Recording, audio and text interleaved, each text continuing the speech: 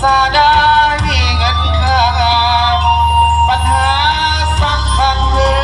ปัจจุบันไอ้นั้นเงินเฟ้อยากหาเอาซื้อเหมือนเขาเถือกน้ำยากน้องใส่ยอมให้ได้เจ็บซ้ำเสื้อใจคนงามว่าทำให้ได้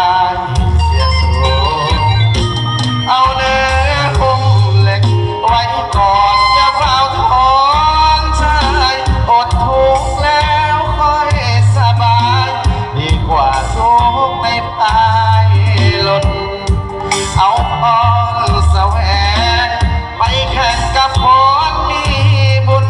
ทางฟ้าอยู่ไกลมีล้นขอเพียงบุญกำลัง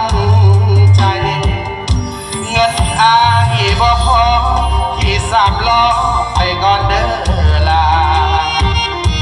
หลบฝนทนฟ้าสัญญาด้วยลู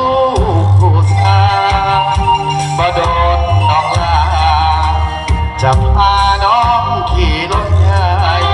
ขอเพียงสองเอามีใจบอกได้ดอกเบี้ยความ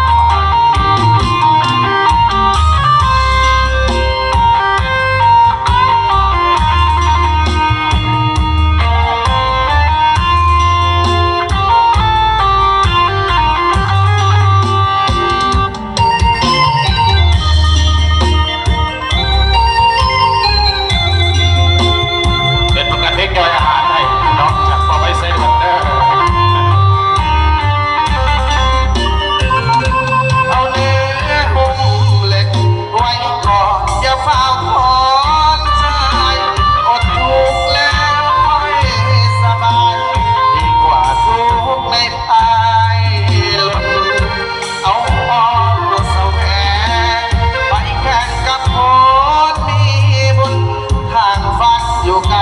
มีลุ้นขอเพียงบุญกำลังใจ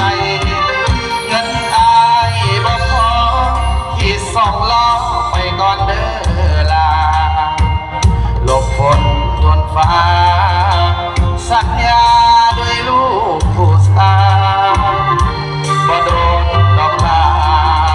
จะพาน้องขี่รถใหญ่